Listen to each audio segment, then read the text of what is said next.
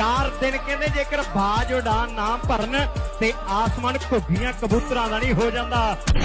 ਸਾਡੇ ਕੋਲੋਂ ਸੈਮ ਸੈਮ ਜੋ ਲੰਘਦੇ ਸੀ